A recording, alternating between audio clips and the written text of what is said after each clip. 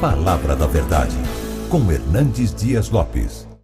Abra em João, capítulo 1, Evangelho de Cristo, conforme o relato de João, capítulo 1. E nós leremos até o versículo 14.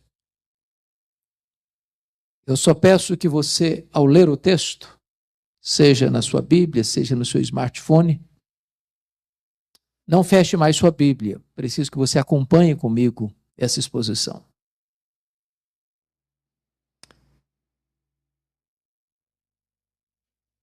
O texto diz o seguinte: no princípio era o Verbo, e o Verbo estava com Deus, e o Verbo era Deus. Ele estava no princípio com Deus. Todas as coisas foram feitas por intermédio dele, e sem ele, nada do que foi feito se fez. A vida estava nele, e a vida era a luz dos homens. A luz resplandece nas trevas, e as trevas não prevaleceram contra ela. Houve um homem enviado por Deus, cujo nome era João. Este veio como testemunha para testificar a respeito da luz, a fim de todos virem a crer por intermédio dele. Ele não era luz, mas veio para testificar da luz, a saber, a verdadeira luz que, vinda ao mundo, ilumina a todo homem. O Verbo estava no mundo. O mundo foi feito por intermédio dele, mas o mundo não o conheceu. Veio para o que era seu, e os seus não o receberam. Mas a todos quantos o receberam, deu-lhes o poder de serem feitos filhos de Deus, a saber, aos que creem no seu nome, os quais não nasceram do sangue, nem da vontade da carne, nem da vontade do homem, mas de Deus. E o Verbo se fez carne e habitou entre nós, cheio de graça e de verdade. E vimos a sua glória, glória como do unigênito do Pai. Amém. Eu estou seguro disso, que o Evangelho de João é a obra mais importante de toda a literatura mundial. Nenhum livro, jamais, foi tão traduzido em outros idiomas e tão largamente distribuído no mundo como o Evangelho de João. Já passam de 4 bilhões de exemplares. Este evangelho foi escrito quando os demais evangelhos, chamados sinóticos, Mateus, Marcos e Lucas, já circulavam na igreja há mais de 20 anos. Este evangelho foi escrito quando todos os demais apóstolos, exceto João, obviamente, já estavam mortos, e mortos pelo viés do martírio. Este evangelho foi escrito no finalzinho do 1º século.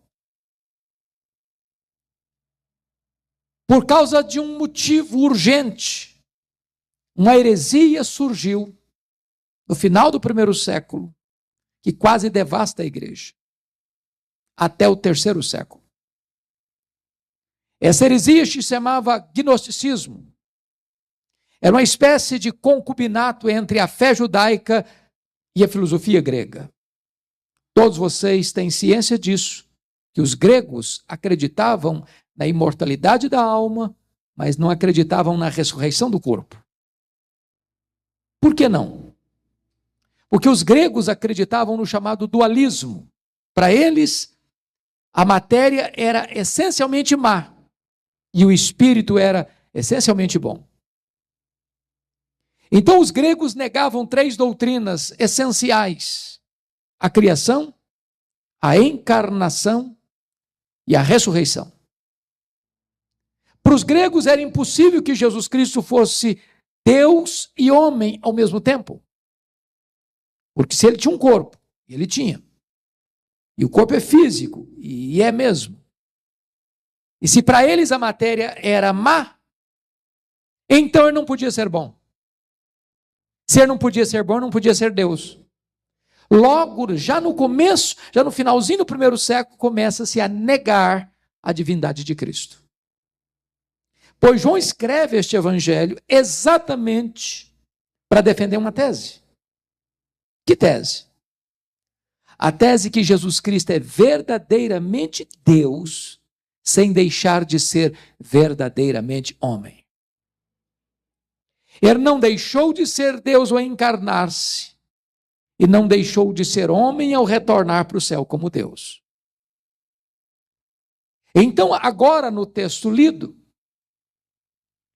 que é o prefácio deste evangelho, a introdução deste evangelho, é como se João estivesse abrindo as cortinas da eternidade, acendendo as luzes no palco da história e apresentando-nos Jesus, o nosso glorioso Redentor. E quando ele abre as cortinas, ele já quase nos tira o fôlego na primeira declaração. Quando diz, no princípio, era o Verbo. Vocês todos têm, certamente, uma boa noção da língua portuguesa. E percebem aí que o verbo ser não está no pretérito perfeito. Ele não diz no princípio foi o verbo, mas está no pretérito imperfeito. No princípio era o verbo. E o que significa isso? Significa que quando tudo teve um princípio, e diz a Bíblia que no princípio criou Deus os céus e a terra, o verbo já existia. Logo, o verbo precede ao começo, ao início, à criação. Se ele precede ao princípio, obviamente, ele é eterno. E eternidade é um atributo exclusivo de Deus. Há um livro difícil de ser lido, mas importante de se ler. As Categorias de Aristóteles, pensador grego. E Aristóteles diz que você só consegue entender algumas coisas dentro de categorias humanas, de tempo, de espaço, de tamanho. Você e eu sabemos um pouquinho do que significa tempo, mas você e eu não sabemos nada do que significa eternidade. Eu explico. Se eu lhe perguntar, se você tirar, por exemplo, um dia de 1 milhão de anos, você não tem mais 1 milhão de anos, certo? Óbvio, claro que não. Mas se eu lhe perguntar, e se você tirar 1 milhão de anos da eternidade, quanto sobra? A eternidade. E se eu tirar 1 bilhão de anos da eternidade, quanto sobra? A eternidade. Sabem por quê? Porque eternidade não é tempo. Só Deus é eterno. E João já abre o evangelho provando que este Jesus é eterno, portanto é Deus. E ele diz, ele estava com Deus. Essa expressão na língua grega significa ele estava face a face com Deus. Se Deus é uma pessoa e Deus é, e se o verbo estava face a face com Deus, logo o verbo não é um ser impessoal, como pensavam os gregos, mas um ser da mesma essência, da mesma substância, tendo os mesmos atributos, realizando as mesmas obras. Uma expressão do Concílio de Nicéia, em 325, é Deus de Deus, luz de luz, coigual, coeterno e consubstancial com o Pai. Mas João conclui de maneira sublime, dizendo, e o verbo era Deus. Não ser inferior a Deus, como pensar Ario de Alexandria.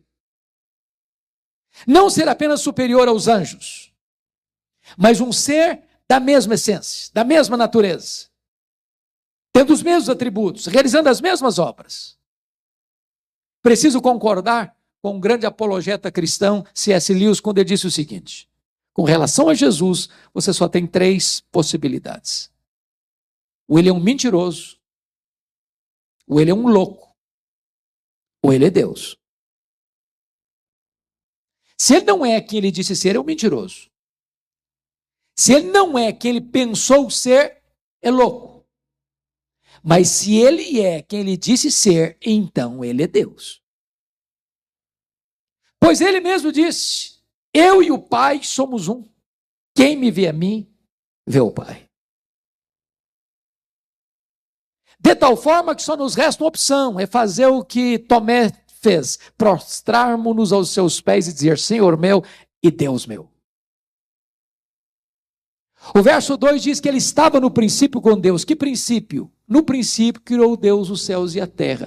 Quando os céus e a terra foram criados, o verbo, o nosso glorioso Redentor, estava lá. Mas não estava lá passivamente, não, ele estava lá ativamente, porque o verso 3 diz que todas as coisas foram feitas por intermédio dele, e sem ele nada do que foi feito se fez. Isso é estonteante.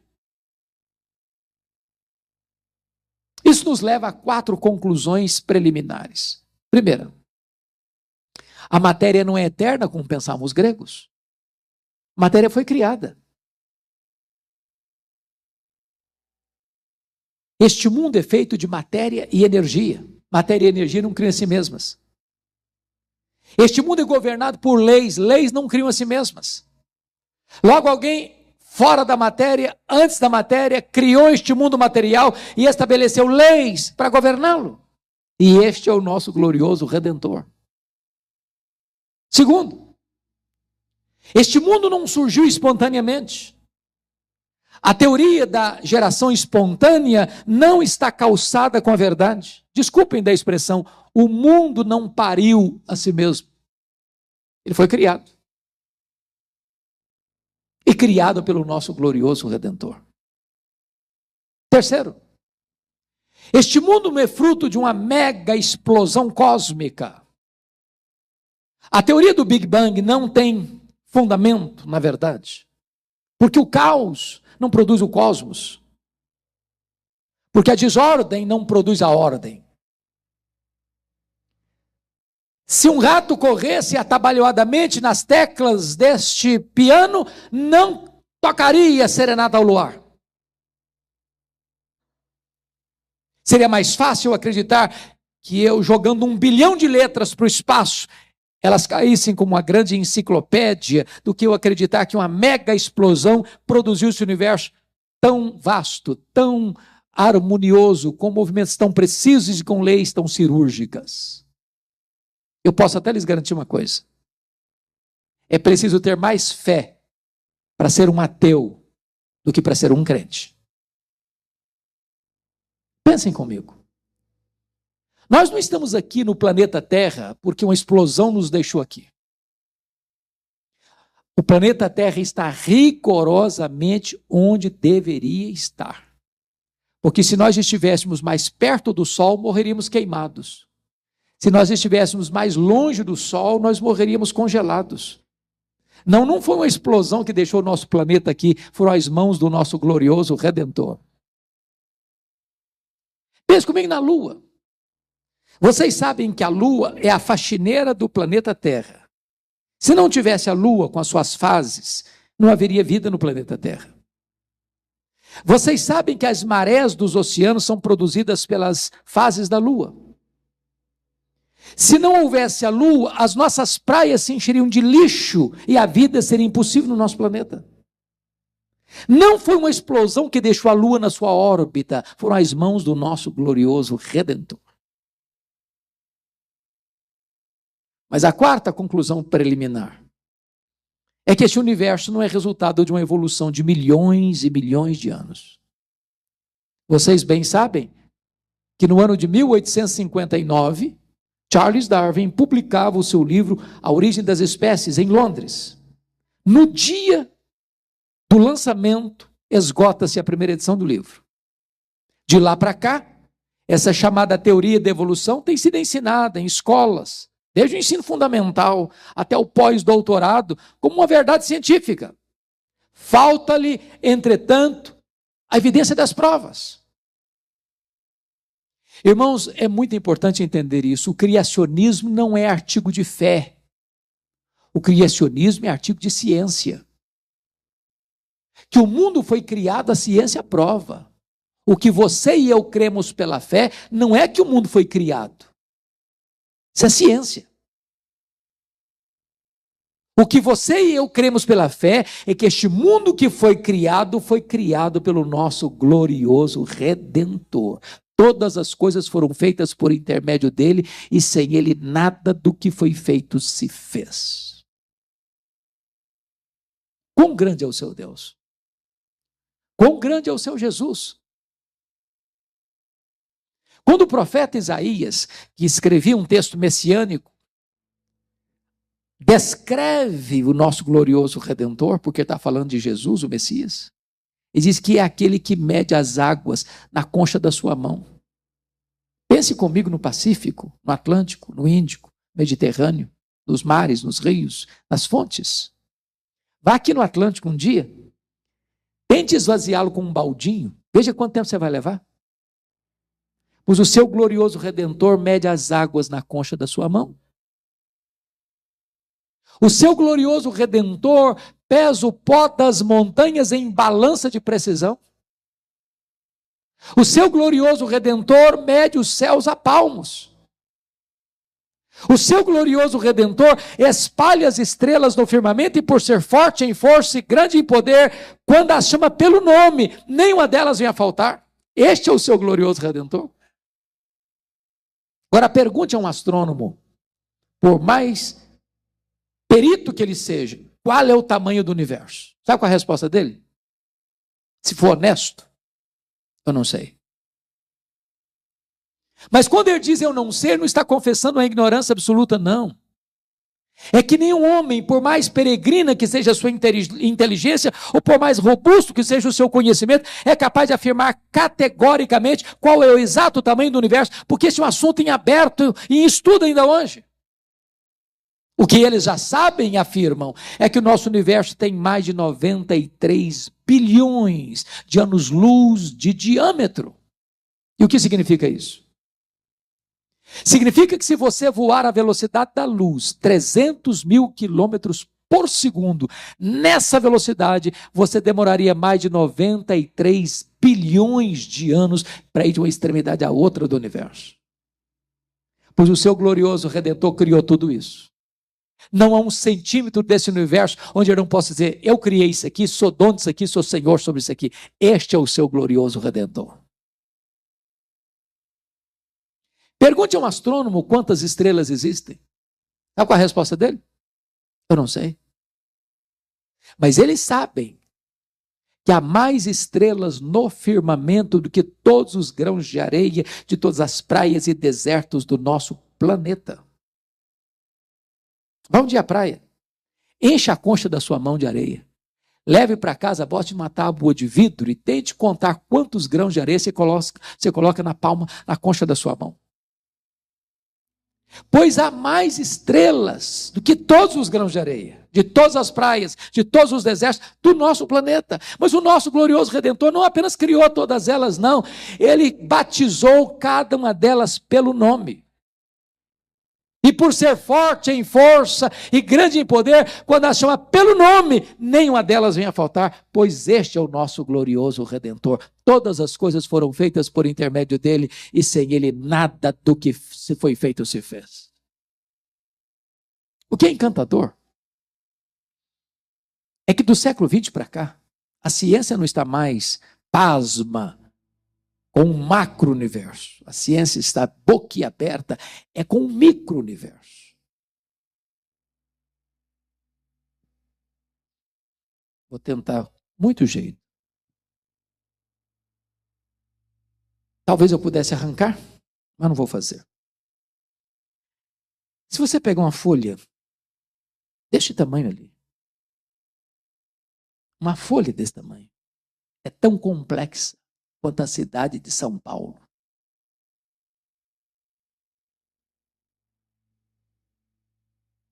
Se você chegar em casa e pegar um ovo, quebrá-lo, aquela gema é mais complexa do que qualquer máquina que o homem jamais inventou. Dr. John Wilson, catedrático de Harvard, um dos maiores oftalmólogos do mundo, diz que você tem milhões e milhões de fios duplos encapados em cada um dos seus olhos, e se não for assim, haveria um curto-circuito e você ficaria cega. Dr. Marshall Nirenberg, prêmio Nobel de Biologia, fez uma das mais fantásticas descobertas no século passado. Ele descobriu que você e eu somos um ser programado geneticamente, computadorizadamente programados. Ele descobriu que você e eu temos mais de 60 trilhões de células vivas no nosso corpo. Ele descobriu que em cada uma dessas células você tem 1,70 m de fita DNA, onde estão gravados e computadorizados todos os seus dados genéticos. Se você espichar a fita DNA do seu corpo, você tem 102 trilhões de metros de fita DNA. Você tem 102 bilhões de quilômetros de fita DNA no seu corpo. Daria para dar diversas voltas no sistema planetário. Mais tarde o Dr. Lowe vai dizer: códigos de vida não se originam espontaneamente, códigos de vida não se originam de uma explosão, códigos de vida não se originam de uma evolução, códigos de vida foram plantados em você pelo Deus Todo-Poderoso, Criador dos céus e da terra, e este é o nosso glorioso Redentor. Todas as coisas foram feitas por Ele, sem Ele, nada do que foi feito se fez. E João avança e diz: a vida estava nele. E a vida era a luz dos homens. Oh, irmãos, que sublime isso é. Sabe o que significa isso? Que todo ser que existe, anjos, homens, animais, a vida, enfim, só existe porque recebeu vida dele. Ele é autoexistente. Tudo mais existe porque ele criou. Alguém pergunta: quem criou Deus? Resposta: ninguém. Ele não foi criado. Ele é o Criador. Alguém pergunta: mas quando ele passou a existir? Resposta: ele não passou a existir. Ele é o Pai da eternidade. O simples fato de você e eu estarmos aqui hoje é prova que ele existe. Porque se seu coração está batendo, é porque ele está preservando a sua vida. Paulo entendeu isso lá em Atenas, quando disse: nele vivemos, nos movemos e existimos. Ele que nos dá vida, respiração e tudo mais. E João vai nos informar que ele é a luz que vinda ao mundo ilumina todo o homem. É por isso que você e eu não andamos em trevas. Porque um dia essa luz entrou na nossa vida. Se você percebeu, já nessa introdução, João está provando a sua tese. Porque provou para nós que Jesus é Deus por duas razões. Primeiro, porque ele tem os mesmos atributos de Deus. Ele é eterno, ele é pessoal, ele é divino, ele é autoexistente.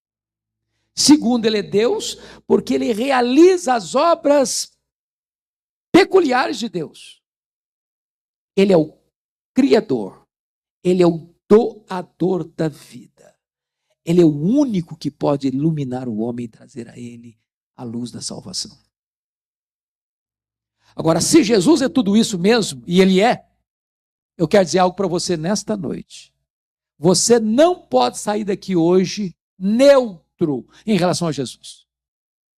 Você precisa tomar uma decisão em relação a Jesus. Vale-me do livro A Ética da Decisão, quando ele diz que você e eu somos escravos da nossa liberdade. E ele explica o que quer dizer. Imagine você dentro de uma canoa, rio abaixo, à beira de um abismo. Você está dentro da canoa. Você tem que tomar uma decisão. Necessariamente. Ou você pula da canoa e nada até a margem.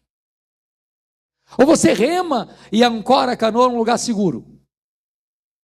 Ou você se deita na canoa e ignora que tem um abismo à frente. E é arrebentado pelas ondas furiosas. Só uma coisa você não pode deixar de fazer. É tomar uma decisão. Talvez você entrou aqui hoje a convite e esteja dizendo aí no seu coração: mas eu estou aqui e não estou tomando decisão nenhuma. Eu quero dizer para você que a indecisão é uma decisão. A indecisão é a decisão de não decidir. E com respeito a Jesus, foi Ele foi claro: quem não é por mim é contra mim, quem comigo não ajunta espalha. É por isso que a partir de agora, do verso 6, João vai nos apresentar 3 reações a Jesus. A primeira delas, confiram comigo, versos 6 a 9. Foi a reação do Messias, ou melhor, do precursor do Messias, João Batista. Houve um homem enviado por Deus, cujo nome era João. Ele veio para testificar da luz, a saber, a verdadeira luz que vindo ao mundo ilumina todo homem. Ele não era luz. Eu peço muito a sua atenção para o que eu vou dizer agora. Tem 400 anos de silêncio profético entre Malaquias e João Batista. Tinha templo, tinha sacrifícios, tinha festas, mas não tinha palavra de Deus. Depois de 400 anos, diz a Bíblia que veio a palavra do Senhor a João, no deserto da Judéia. Ele não está pregando numa cátedra, ele não está pregando num templo, ele não está pregando numa sinagoga, ele não está pregando na praça da cidade, ele está pregando no deserto da Judéia, um lugar de montanhas, altaneiras, de vales profundos, de pedras e areias escaldantes. Num calor sufocante. E as multidões se abalam das cidades, das aldeias, das vilas, para ouvir João Batista. Dentre essas multidões estão lá os fariseus, os saduceus, os soldados, os cobradores de impostos, e todos estão vindo. E João Batista está pregando batismo de arrependimento para remissão de pecados, e as pessoas vêm confessando os seus pecados. Quando de repente, de dentro da multidão, brota uma pergunta. Sutil. Perigosa, que beija os ouvidos de João Batista com voz aveludada, mas tão perigosa quanto o sibilo da serpente. E a pergunta foi esta: porventura, tu não és o Cristo? Olha a tentação aí, olha o perigo aí. Era o homem mais popular do país. Ninguém ajuntava tanta gente para ouvi-lo. As pessoas abandonavam lá o templo, o sinédrio, os sacerdotes, os escribas, os fariseus, os saduceus, rumavam para o deserto. Ele podia ser seduzido e ter engolido a isca e pensar: bom, na verdade, se eu me proclamar Messias aqui, o povo já está do meu lado. Mas ele não engoliu a isca, não. Ele foi claro. Ele disse: eu não sou o Messias. Eu vim preparar o caminho para que ele se manifeste. Eu não sou o verbo, eu sou apenas uma voz que clama no deserto. Eu não sou a luz. Eu vim para testificar da luz, a saber, a verdadeira luz que vindo ao mundo ilumina todo homem. Eu não sou o cordeiro, eu aponto para ele e digo: eis o cordeiro de Deus que tira o pecado do mundo. Eu não sou o noivo, eu sou apenas o amigo do noivo. Eu batizo com água, mas aquele que vem depois de mim é mais poderoso que eu, e ele vos batizará com o Espírito Santo e com fogo. Eu não sou nem digno de me curvar, desatar as correias das suas sandálias. Eu tenho um lema de vida: convém que ele cresça e que eu diminua. Sabe o que João está nos ensinando? Nunca queira receber a glória que só pertence a Jesus. Ele não divide a sua glória com ninguém. Segunda reação. Confira comigo os versos 10 e 11. É a rejeição de Jesus. O verbo estava no mundo. O mundo foi feito por intermédio dele, mas o mundo não o conheceu. Veio para o que era seu e os seus não receberam. De quem que João está falando aqui? Dos judeus, do povo de Israel. Mas por que o povo de Israel rejeitou Jesus? Por falta de luz? Não, por falta de olhos. Por falta de evidências? Não. Por falta de fé. Porque se você lê o Velho Testamento, o Antigo Testamento, tudo no Antigo Testamento apontava para Jesus. Desde Gênesis 3,15. Da semente da mulher nascerá aquele que esmagará a cabeça da serpente. Os patriarcas falaram dele, os profetas apontaram para ele. O Cordeiro da Páscoa era um símbolo dele. O tabernáculo era um símbolo dele. A Arca da Aliança era um símbolo dele. As festas de Israel eram um símbolo dele. O sábado era um símbolo dele. Tudo era sombra dele. Ele, a realidade. Na plenitude dos tempos ele veio, nascido de mulher, nascido sob a lei. O verbo se fez carne. E ele andou por toda parte fazendo bem, libertando os oprimidos do diabo. Os cegos viram, os surdos ouviram, os mudos falaram, os coxos andaram, os leprosos foram purificados, os mortos ressuscitaram. E ele manifestou a glória de Deus, mas os seus não o receberam. Que perigo! Ainda hoje, que pessoas conhecendo a verdade, ainda rejeitem.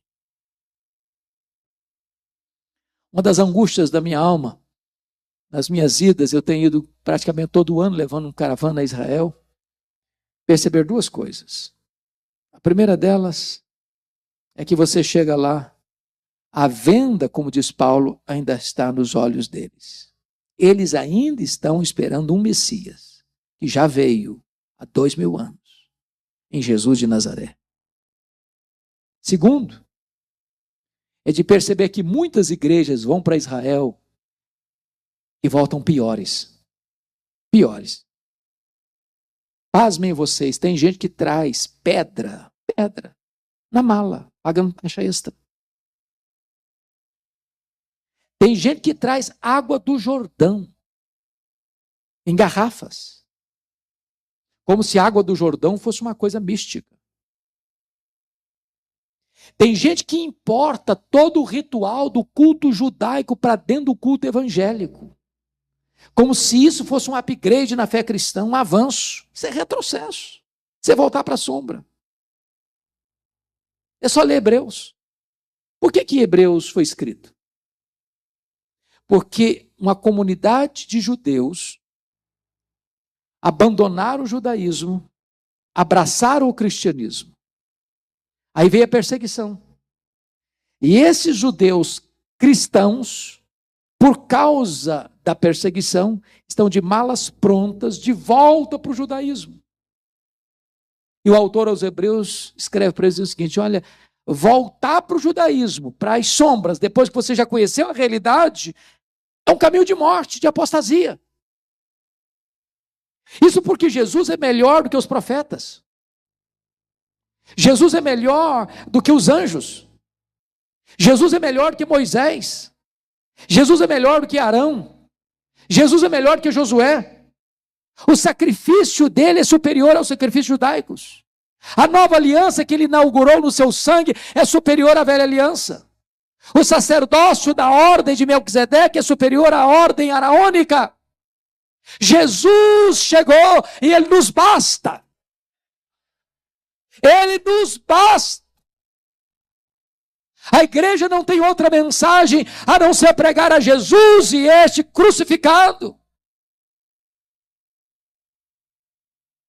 Mas bendito seja Deus. Tem uma terceira reação no texto. Agora, confiram comigo versos 12 e 13. É a aceitação de Jesus. O verso 12, irmãos, traz o que nós chamamos de uma conjunção adversativa, a mais importante deste evangelho. Ao ler a sua Bíblia, preste atenção nas conjunções adversativas. Mas, porém, entretanto, todavia, entrementes. Está contrastando o que disse antes com o que vai dizer agora. Em relação à rejeição de Israel, ele diz: mas a todos quantos o receberam, deu-lhes o poder de serem feitos filhos de Deus. A pergunta é: todos quem? Todos quantos? E a resposta é: todos judeus, todos gentios. Todos ricos, todos pobres. Todos doutores, todos analfabetos. Todos da cidade, todos do campo. Todos brancos, todos amarelos, todos pardos, todos negros. Todos daqui, todos dali, todos dalém, não importa de onde você vem, não importa para onde você vai, se você receber a Jesus, você é feito filho de Deus. É claro, então, que nem todos são filhos de Deus.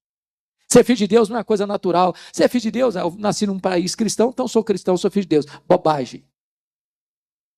Ser filho de Deus é a coisa mais revolucionária que pode acontecer na sua vida. É Deus entrar na sua história, é Deus abrir os seus olhos, tirando as vendas, é Deus tirando o tampão dos seus ouvidos, é Deus entrando dentro de você, arrancando o seu coração de pedra e lhe dando um coração de carne, é Deus tirando você da potestade de Satanás para Deus, do reino das trevas para o reino da luz, é Deus fazendo um milagre de regeneração na sua vida e você se torna nova criatura, membro da família de Deus.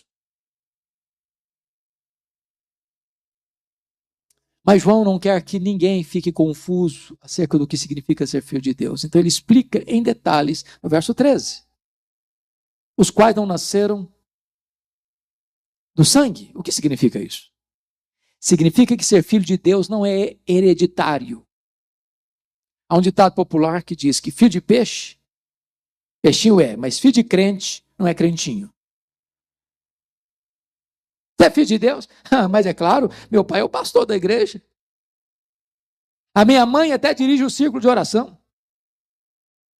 Ser filho de pastor deve ser coisa boa. Eu não sei, eu não sou filho de pastor, mas deve ser coisa boa. Ter uma mãe de oração, com certeza é maravilhoso. Mas isso não faz de você um filho de Deus. Você é filho de Deus? Claro, eu sou calvinista. Eu sou filho de Deus, sou arminiano.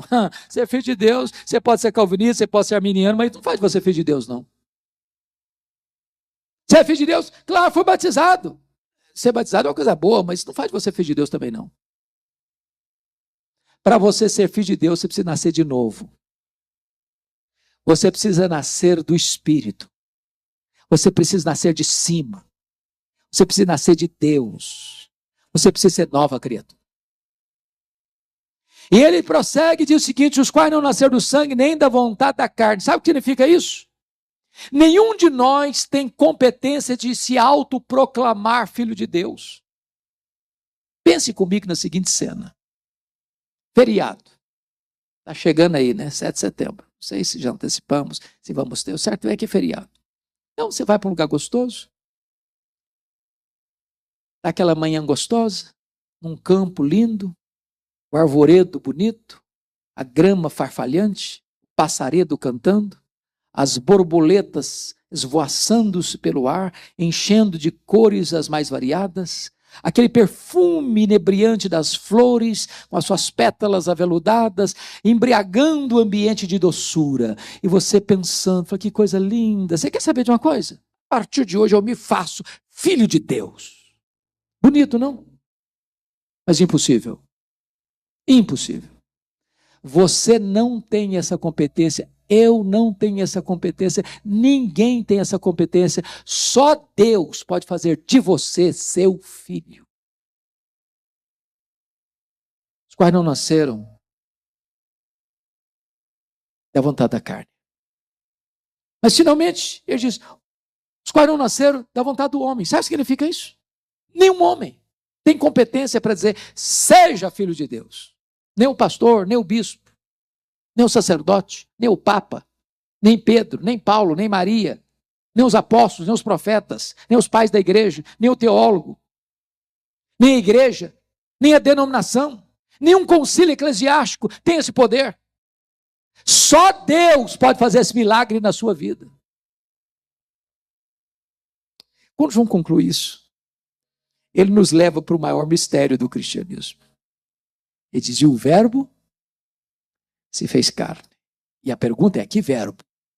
E a resposta é, o verbo eterno, pessoal, divino, autoexistente, criador, luz, que ilumina todo homem. O verbo que é Deus, autoexistente, imenso, infinito, eterno, imutável, onipotente, onipresente, onisciente, transcendente, soberano. O verbo que nem os céus dos céus pode contê-lo, que é transcendente. Agora pense comigo nessa cena. Aquele que nem os céus dos céus pode contê-lo, diz Paulo em Filipenses, que ele a si mesmo se esvaziou. Ele não foi esvaziado, ele se esvaziou. Mas se esvaziou até quanto? Ele se esvaziou a ponto de se transformar num zigoto, num embrião, num feto, num bebê que nasce de uma virgem, é deitado numa manjedoura. Aquele bebê é o Criador do universo, é o Rei da glória. Mas ele não habitou longe de nós, não. Ele habitou entre nós. Ele vestiu pele humana. Ele tabernaculou-se aqui. Ele pisou o nosso chão. Ele bebeu a nossa água, ele comeu o nosso pão, ele sentiu a nossa dor, ele chorou a nossa lágrima, ele carregou sobre o seu corpo no madeiro os nossos pecados. E o texto diz, e vimos a sua glória. Glória como do unigênito do Pai. Glória não é um atributo de Deus. Não é. Glória é a somatória de todos os atributos de Deus. Quando Deus mandava um profeta, ele via de regra, enfatizava um atributo de Deus. Isaías enfatizou a santidade, Amós enfatizou a justiça, Osés enfatizou a misericórdia. Quando Jesus Cristo vem, ele não vem para apresentar este ou aquele atributo, ele vem para apresentar Deus. Porque ele era a exata expressão de Deus, ele era o resplendor da glória. Ele diz, quem me vê a mim, vê o Pai, porque eu e o Pai somos um. João escreveu este evangelho para provar uma tese. A tese de que Jesus Cristo é verdadeiramente Deus. Na introdução, ele usou duas metodologias para chegar a essa conclusão. Ele é Deus porque realiza as mesmas obras. E ele é Deus porque tem os mesmos atributos. João, inspirado pelo Espírito Santo, escreve um tratado sobre a divindade de Cristo. E no evangelho todo, ele vai resgatar essa verdade ao longo da sua obra, se não vejamos brevemente. Primeiro, ele é Deus porque faz as mesmas obras de Deus. João seleciona 7 milagres que Jesus realizou para descrever. Por que 7? Número da perfeição. Se ele faz milagres, e milagre é obra de Deus, logo ele é Deus. Primeiro milagre, capítulo 2, é transformar água em vinho. Segundo milagre, capítulo 4, ele cura o filho oficial. Terceiro milagre, capítulo 5, ele cura o paralítico de Betesda. Quarto milagre, capítulo 6, ele multiplica pães e peixes. Quinto milagre, capítulo 6, ele anda sobre o mar. Sexto milagre, capítulo 9, ele cura um cego de nascença. Sétimo milagre, capítulo 11, ele ressuscita Lázaro. Se ele faz as obras de Deus, logo ele é Deus. Mas João vai provar no evangelho que ele é Deus por uma segunda razão. É porque ele tem os mesmos atributos de Deus. E lá em João 8,59 está escrito, antes que Abraão existisse, disse Jesus, eu sou. E eu sou, você sabe, é o nome de Deus revelado a Moisés no Sinai, o Deus Yahvé. Que em algumas versões está Jeová. E você sabe que Jeová não é um nome de Deus.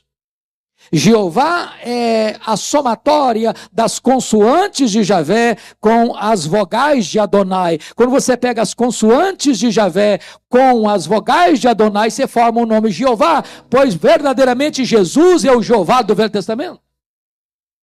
E ele provou isso no Evangelho, porque Jesus 7 vezes fez a seguinte declaração. Primeira delas, João 6,35, eu sou o pão da vida. Segunda declaração, João 8,12, eu sou a luz do mundo. Terceira declaração, João 10,9, eu sou a porta, quem entrar por mim será salvo, entrará e sairá e achará pastagens. Quarta declaração, João 10:11, eu sou o bom pastor da vida pelas suas ovelhas. Quinta declaração, João 11:25, eu sou a ressurreição e a vida. Quem crê em mim nunca morrerá eternamente. Sexta declaração, João 14:6, eu sou o caminho e a verdade e a vida e ninguém vem ao Pai senão por mim. Sétima declaração, João 15:1, eu sou a videira verdadeira e o meu Pai o agricultor. Se ele tem os mesmos atributos de Deus, logo ele é Deus. Então está provada a tese de João. Ele é Deus. Oh, irmãos, quão grande Deus nós temos. A Ele a honra, a Ele a glória, a Ele a soberania e o poder, agora e pelos séculos eternos. Amém.